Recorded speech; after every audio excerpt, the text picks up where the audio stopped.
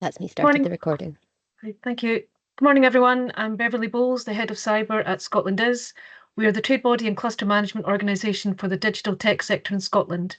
We recently launched our series of ScotlandIS Tech Tidbits, and they will usually take place on the first Tuesday of every month from 11:30 until 12.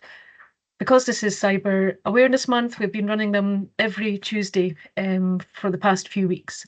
These sessions are designed to educate you on areas that you may want to know more about, encourage you to innovate with your newfound knowledge, and potentially to collaborate with the speakers and hosts.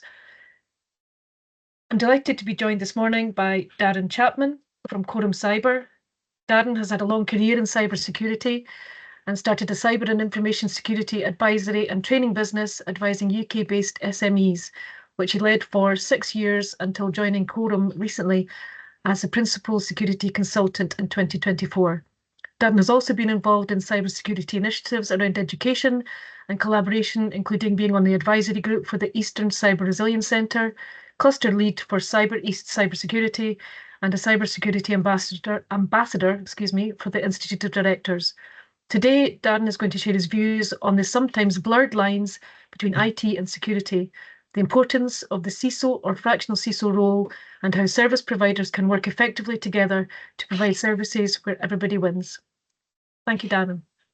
Thanks, Bev. Thanks for the introduction. Nice to have everybody here on the call. Thank you very much. Thanks for the opportunity to talk to everybody. So, yeah, as Bev said, I'm going to just get a little bit of my views really, and hopefully there'll be a little bit of time to perhaps answer some questions, be a little bit interactive at the end, maybe promote some discussion. So, yeah, my background. As Bev says, I'm now Quorum Cyber. I'm principal consultant for something that we call cyber security leadership services. So that's really the kind of strategic side of cyber and information security. We do a lot of virtual CISO services, which we'll talk about. Security Director as a service. We do a lot around kind of risk and governance, different security frameworks and things like that. So I'm going to talk about a little bit about that service, but I'm mainly going to talk about some of my observations that I've seen, particularly in the kind of SME market, around how companies approach their kind of IT support and more importantly their security, cyber security. Who they use for that and some of the rationale behind that, and then moving on to a little bit about how we can my views on how I think we can kind of do the best by those customers. And if you are one of those customers, hopefully this will give you some insights into perhaps some ideas about how to approach looking after your cybersecurity in conjunction with the IT for your organization. So I'm going to start off with a little bit of a rhetorical question. So this is really a question for any MSPs or people for working managed service providers that are on the call, and particularly those who are focused, predominantly on IT management, IT support, and perhaps getting more into the cybersecurity side. Obviously, is a critical part of the services that we provide to organisations. So it's a bit of a rhetorical question, and I think there's businesses in terms of approach who are on both sides of this, and there's probably some who are a bit on one side and a bit on the other. So, I guess when it comes to this, is really about looking at new services or different things that you might provide to your clients that aren't perhaps in the core of services that you would have provided historically. So if something comes along and your clients start asking you for things, or there's something in the market that is sort of aligned to what you do but perhaps not core, and perhaps you don't have the kind of experience or skills around it initially, what's your approach? Do you have the fake it till we make it approach? Do you have the Richard Branson type approach, which is, someone gives you an opportunity and you say yes, and then you figure out how to deliver it afterwards? Is that your approach, or is it more about focusing on a few things and doing them really well, and perhaps saying no to more things, or perhaps trying to do that through having partners that you can refer to or something like that? So just something to think about perhaps as we go through the rest of the call. So going to start off, and just again, this is my experience, and obviously be pleased to hear people's sort of inputs on this as well. But particularly with SMEs, I think I've run a small business myself. I have lots of people who I know who run small businesses as well. And it's interesting because I think one of the challenges that you get as a small business owner is there's lots of things that you might be good at. There's probably the core of what you started your business for, but there may be quite a few things that you're not good at, not experienced with, don't have a very good knowledge of. So I think there's a really important question about where do those SME business owners and people in those business go for their advice, to understand those things that they're not necessarily strong on or experienced with. And I think this is my experience of different places that they would go. These are in no particular order, but I think other business owners and friends and peer groups is an important place where you would go to get advice. Sector groups and trade bodies, maybe. So if you are, in let's say if you're in housing, if you're in state agency, then there'll be trade bodies that you can go to, or financial services that will provide some kind of advice and templates for things and things like that. Some business owners will have non-executives on their board. They might have mentors or business coaches, so they would be a good place to go for advice. Associations like Chambers of Commerce or CBI or Federation of Small Businesses, Institute of Directors, all of those have some interesting information in different areas that you can take advantage of.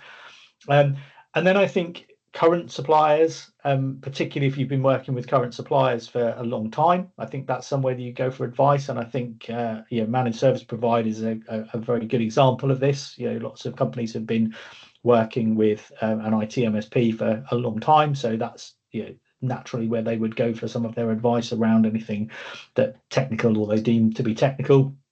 And then I think if all that fails, then you've got LinkedIn and Google and the standard places that you might go. But I think it's worth kind of having that in the back of your mind about where people would go for advice. And I think, I guess for the kind of context of this call, I wanted to talk a little bit about my experience of working with companies where they have an IT function, whether that's an internal function or whether they outsource that to a managed service provider, but they're coming to us as a security provider to I guess maybe get to the next level of maturity around security, or maybe they just want some advice on whether they're going to the right places for advice, or maybe they've been suggested to them that they go and get a kind of an independent view of security.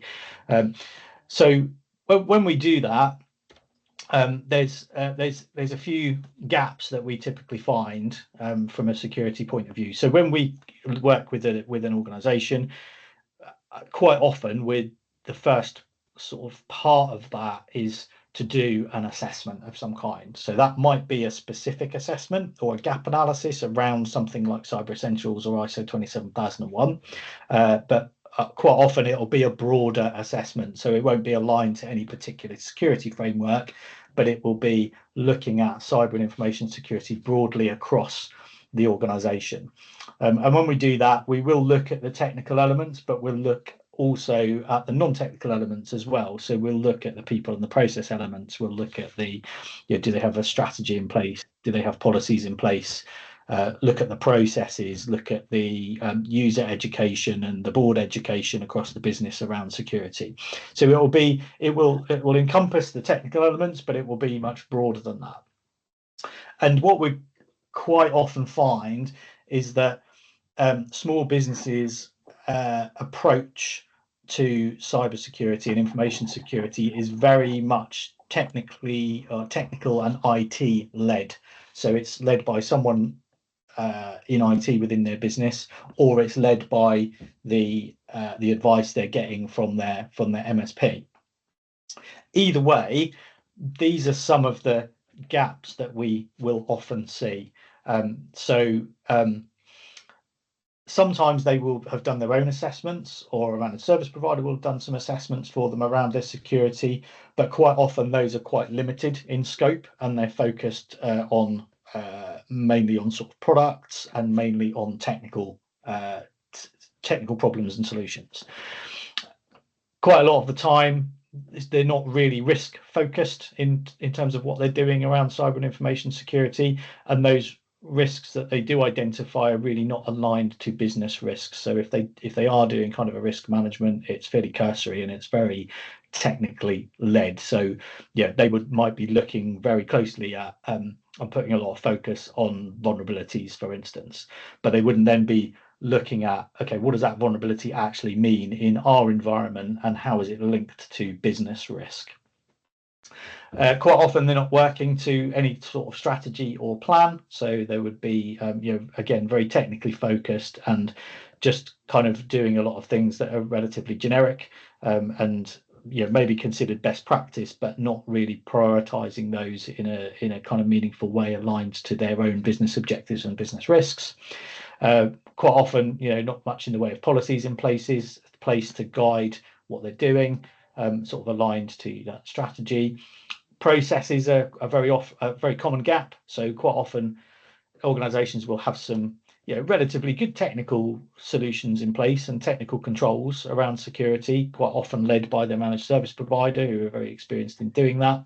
But some of the supporting processes around those, particularly those that need to be managed from within the business, so things like joiners, leavers, movers processes, for instance. There's a process in place from a technical point of view to onboard new members of staff, to create their accounts. There's a process maybe to offboard them and disable their accounts when they leave, and that's managed by the MSP. But there's not much in the way of an internal process around kind of movers, and quite often there's gaps around things that wouldn't be typically managed by the MSP. So if there's a bunch of cloud solutions, SaaS-based solutions that the organisation is using, which might not be managed by the MSP, they might be managed and procured by the HR department, for instance, then those the onboarding and offboarding processes for those systems aren't captured. There's a gap there. So that quite often happens. Incident response plans is another thing that we see as a typical gap. So if anything happens, the obvious, if you're outsourcing, then they would go straight to their MSP, which is fine from a technical point of view. But again, from an incident response point of view, looking at that more broadly across the business, there's a bunch of things that need to be managed internally. There's some decisions that need to be made. There's some communication aspects to that and PR aspects potentially, which wouldn't always fall within the scope of the MSP. And I think quite often the MSP kind of falls foul of this a little bit, because there's an expectation or an assumption there around things that they would be doing that actually aren't within the service level or the scope of the services that the MSP is slated to provide, but the organisation just automatically expects them to pick those things up. So sometimes that can be difficult. SaaS-based tools I've talked around already. So that is, quite often those SaaS-based tools are not managed by the MSP. So they would not be able to pick those things up effectively and wouldn't necessarily even know about them. And then third-party risk management, so that kind of oversight of those SaaS-based tools, or lots of organizations and SMEs will outsource lots of different services, right? So it's not just IT services, but they might be outsourcing their payroll provision, they might be outsourcing their marketing, their digital marketing management, some of their finance functions, and there's lots of risk around that, but there's also lots of assumption from small businesses that because they're outsourcing those things, then the security is all kind of taken care of. And again, that's quite often not the case. A lot of those service providers are not as secure or as diligent as you might like to think that they are. They don't necessarily have that sort of really good understanding of security, the small businesses themselves. And so there's quite a few gaps there. And again, from an IT perspective, that's not necessarily within the direct remit of IT to look after those things. So there's a lot of assumption and gaps there.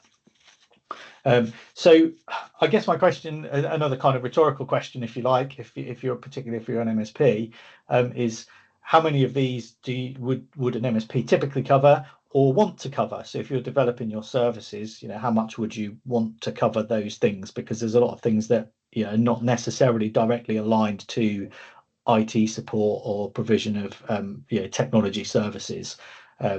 So it might be something that actually your clients are asking you for, but do you actually want to be providing those things? So aligned to all of those things, again, just based on my experience, a lot of what we're trying to do often when we're working with an organization in the SME space is move them from what I would call a bit of a kind of a bottom-up approach, which is a bit more tactical, and a lot of the things that we talked about, to more of a top-down or strategic approach. So that tactical approach, it's generally more technically focused. It's a bit generic with limited prioritization around the business. A lot of that is good and valid because there might be things from a kind of technology provision point of view that are best practices that would apply really well across different types of businesses and things that should be done.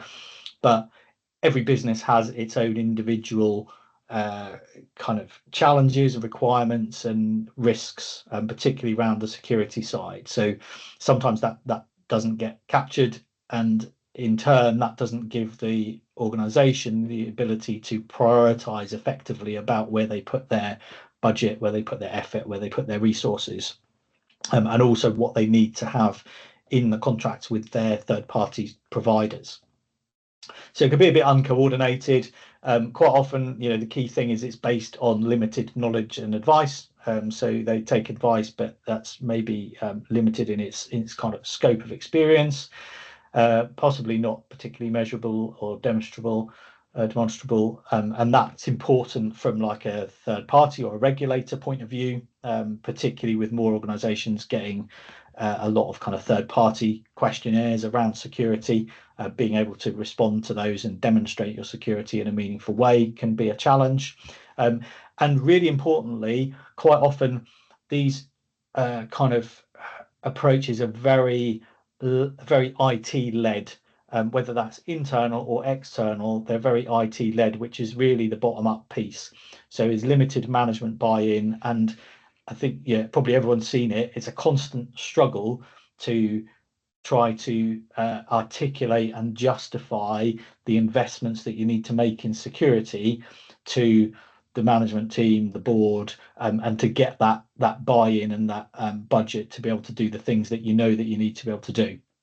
And sometimes that's just partly about not necessarily talking the same language, and articulating things in sort of to something that's too technical that the board don't understand, and sometimes it's just an attitude from the board. So what we're generally trying to do is move that to a more top-down or a strategic approach, which is much more business-led and focused.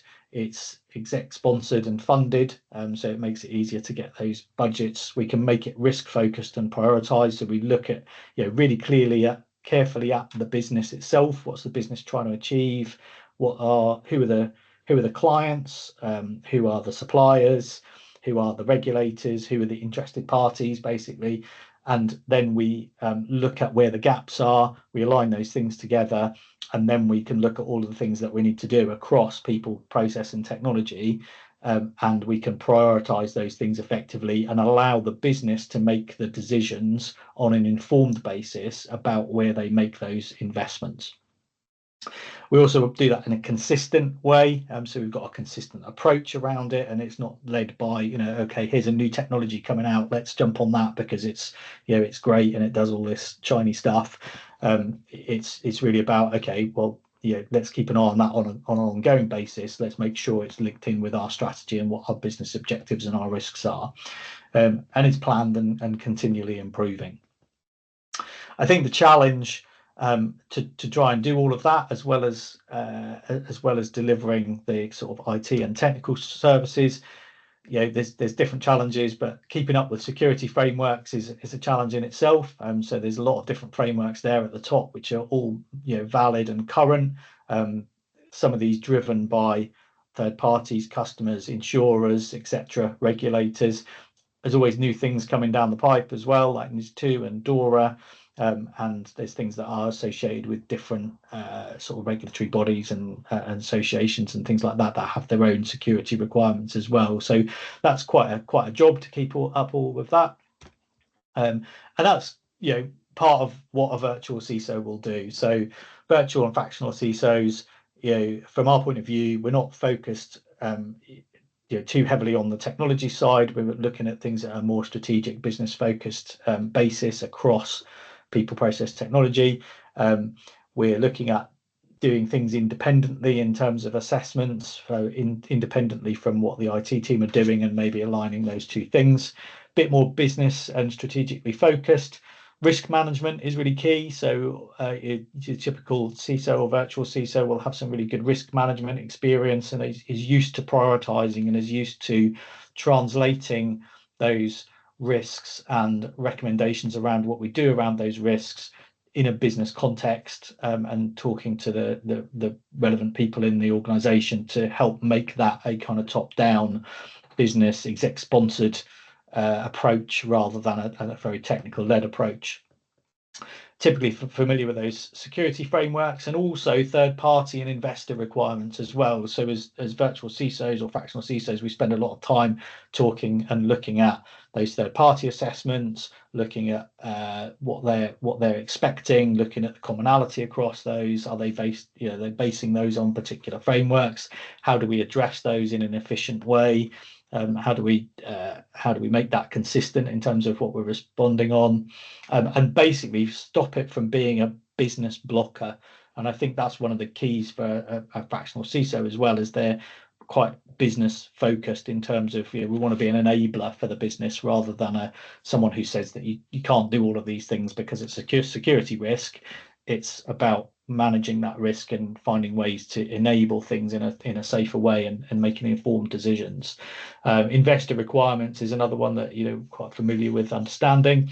Security experience across a wide variety of businesses, verticals and sizes of business as well, which I think can again, you can take that experience and build it into all of the organizations that you're working with. Typically fractional CISOs are not focused on products or services or technical products, or margins or whatever. It's a very kind of advisory based service, and it's very independent of products and things like that. But at the same time, if you are an MSP, quite often what a virtual CISO will validate some of the things that you've already proposed from a security tooling point of view or services point of view, and some of those are fairly fundamental, but it's been sometimes difficult to get the level of investment. So quite often a fractional CISO being involved can help with that validation, and they also help with obviously that kind of top down and making sure that those budgets and investments are in place. And I think go back to my kind of rhetorical question at the start, I guess. I think it's very difficult unless you're a very large service provider to actually do a really good job around delivering all of the different things around security, particularly that an organization needs, and that's both for the MSP side and also for our side as well. So we don't get involved in IT provision, IT support, for instance. We don't get involved in licensing and reselling licenses from a Microsoft point of view. We're purely focused on the security side. So within the wider Quorum business, we've got obviously MDR services and managed SOC services and IR retainers and things like that, which we provide a lot around the Microsoft stack. But within the advisory services and virtual CISO particularly, we're looking at that kind of broad strategic security view. So I think it's quite difficult, as I say, to provide all of that from one service provider. But there's a really strong story around collaboration, and if we can do that well, then actually the customer gets the best of both worlds. Quite often, if you pick your service providers that you will collaborate with, and you end up with a very limited crossover of services because security is such a big field now. It requires all of the technical elements that an MSP will typically do, but it also requires a bunch of stuff outside of that's not necessarily within their general experience. So I think there's a lot of opportunity there for organizations to work together and give that kind of broader coverage around customers' expectations, support each other, but make sure that we're focusing on the things that we're really good at as each independent organization, but doing that together for the best outcome for our mutual clients. And that is basically everything I want to say. I probably haven't left enough time for any questions, but if there is anything anyone wants to hang on, then I'm more than happy to answer anything, and obviously any follow-ups I'm happy to pick up as well. That's great. Thanks very much, Darren. I've got a couple of questions. Maybe just have time for one. Just wondering, how do you see the role of a fractional CISO evolving in the future, especially as cybersecurity threats become more sophisticated? Yes, it's interesting. I think I mean, what I'm kind of seeing a little bit in the wider market, so particularly in the bigger businesses, is actually a bit of a convergence. So I think there's a lot of people who have come from a more of a technical background than an IT background, who have moved into security roles and maybe CISO roles, and actually some of them are moving back now into more of a technology focused role, so maybe like a CIO role, but with that really kind of good knowledge of how to do security effectively, sort of inbuilt in that role as well.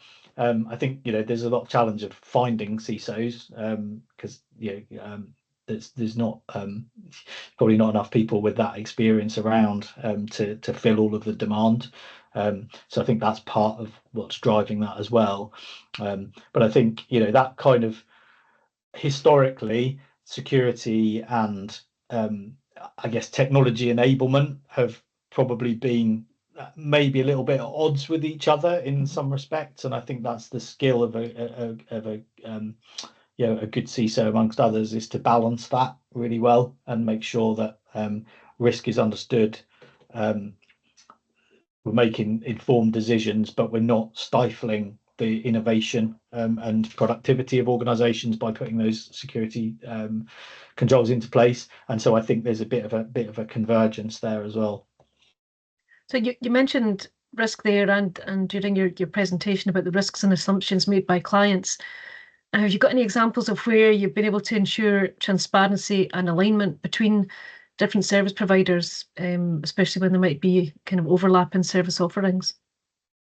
Yeah, I mean, we work with so I've worked in the past with in a kind of fractional CISO capacity, typically not sort of starting at the same time as an MSP, but we but coming in when there's an MSP already in place and working with them. And sometimes there's a little bit of friction there initially.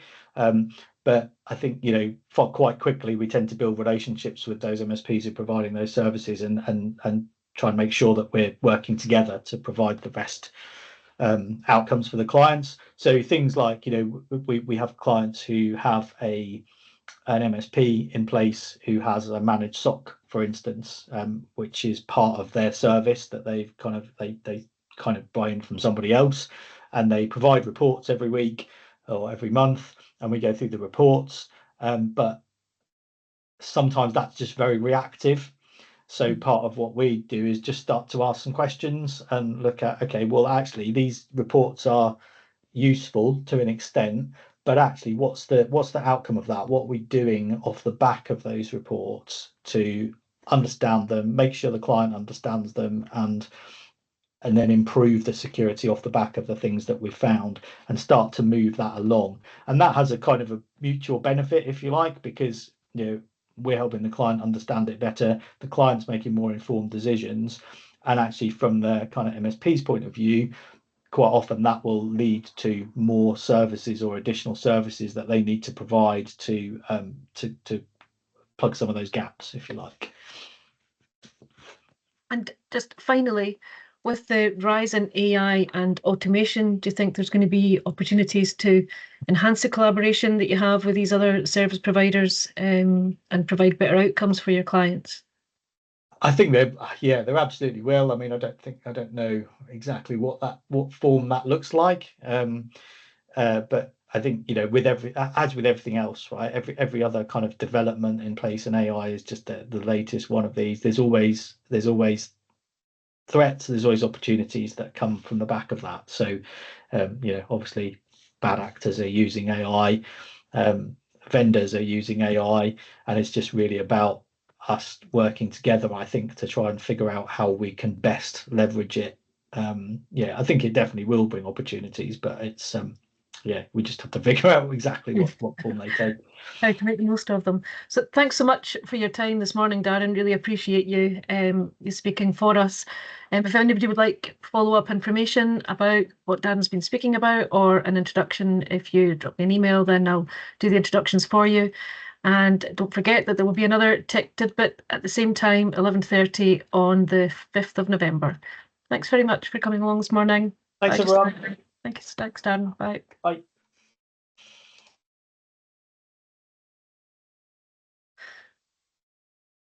Thanks a lot.